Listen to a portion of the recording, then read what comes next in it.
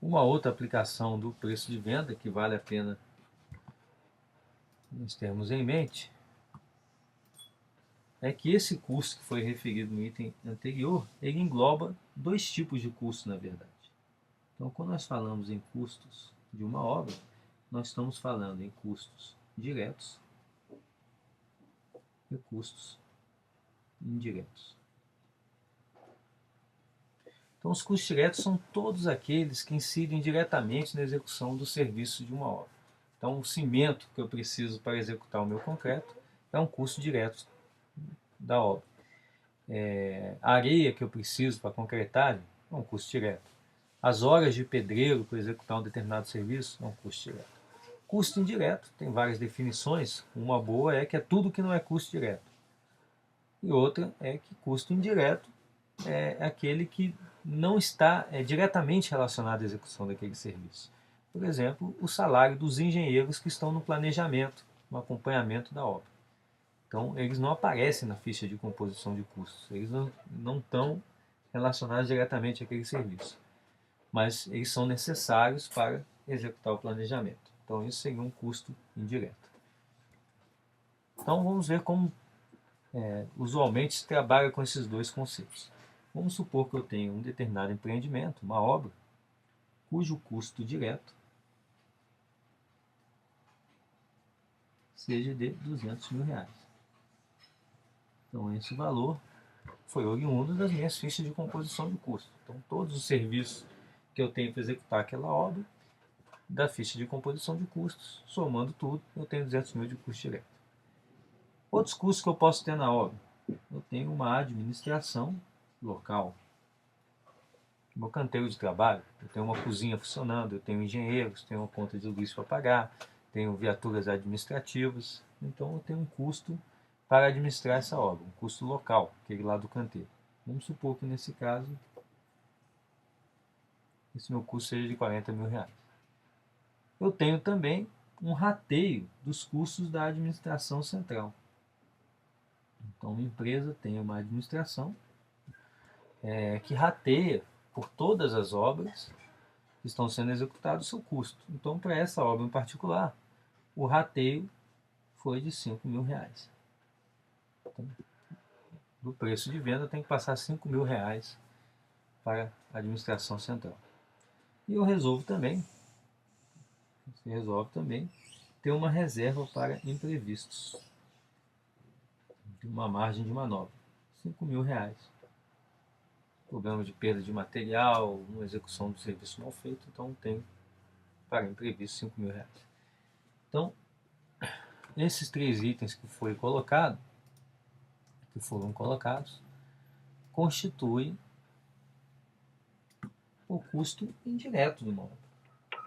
Então, tudo isso aqui é o custo indireto. Como nós vimos já também no exemplo anterior, nós temos outros fatores, como lucro e impostos, incididos sobre o preço de venda. Vamos supor que eu tenho o mesmo no item anterior, 20% somando lucro e impostos.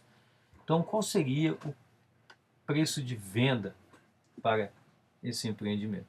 É a mesma fórmula que nós vimos no item anterior. Os custos sobre 1 menos todos os itens que incidem sobre o preço de venda. Só que esse custo agora será um somatório, tanto do custo direto quanto do custo indireto. Então, se nós somarmos aqui 200 mil com 40, com 5 e com 5, nós chegaremos a um custo total de R$ 250.000. Então, passando de página para não ficar poluída a nossa tela, eu tenho um total de custos de 250 mil e mais impostos e lucro, eu vou chamar simplesmente de taxas, de 20%. Então, o preço de venda desse serviço vai ser de 250 mil, 1 menos aqueles 20%. 250.000 sobre 0,8. Utilizando a calculadora, de preferência sem errar,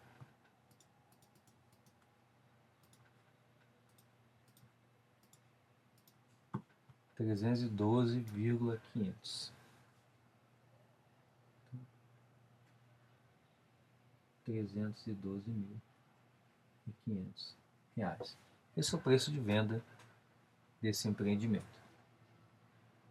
Observa-se que se eu dividir o meu preço de venda sobre o custo direto, então 312.500 dividido por 200.000, que é o custo direto dessa obra, eu vou ter um valor. 312.500 dividido por 200.000, 1,5625.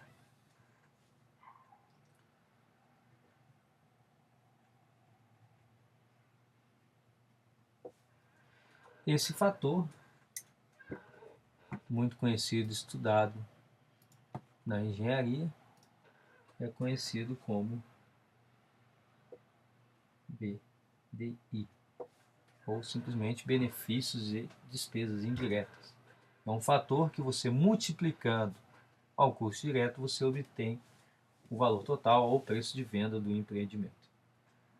Então, se eu quiser escrever em porcentagem, simplesmente 56,25% seria o BDI. Nesse caso, um BDI altíssimo para essa obra.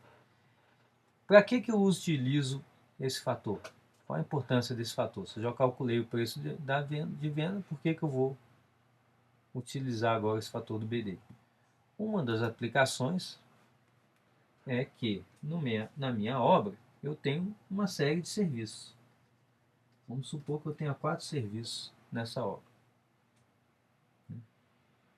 Serviço 1, serviço 2, serviço 3, serviço 4. Então lembro que o custo direto era de R$200.000. Então vamos supor que para o serviço 1 ele custasse 60.000. Para o serviço 2, 40.000. O do 3, 50.000. E o 4, 50.000. Totalizando os 200.000 de custo direto. O meu BDI de 1,5625 significa que eu posso obter também o preço de venda de cada item desse orçamento.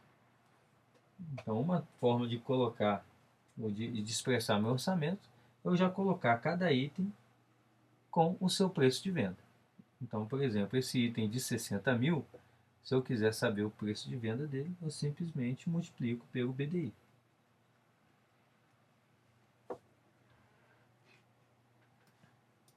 R$ 1,5625 vezes 60.000, 93.750.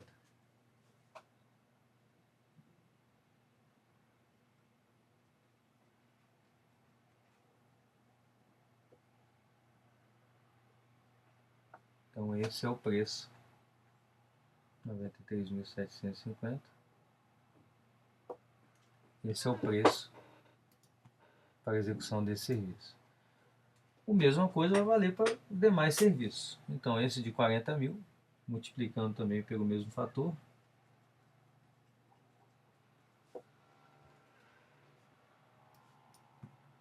R$ 1,5625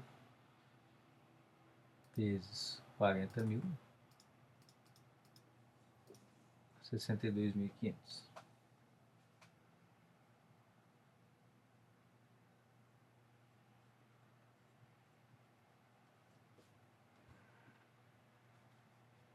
Mesma coisa para os 50.000. Então vamos botar aqui direto, para você ficar repetindo o fator.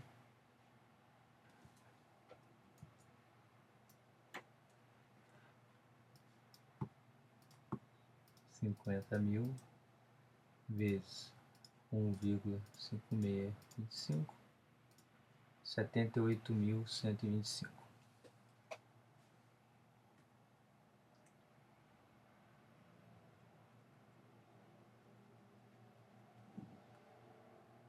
Aqui o serviço 4 também é o mesmo valor.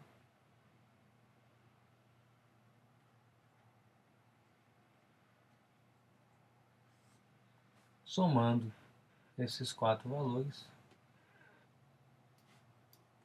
78.125 mais 78.125 mais 62.500 mais 93.750, 312.500.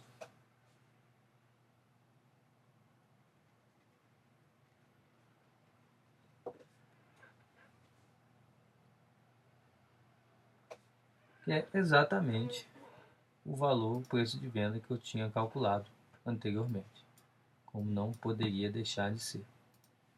Então, o BDI é um fator em que, multiplicado pelo custo direto de uma obra, isso é importante, não é o custo total, é o custo direto. Então, se eu multiplicar o BDI pelo custo direto, eu obtenho o preço de venda.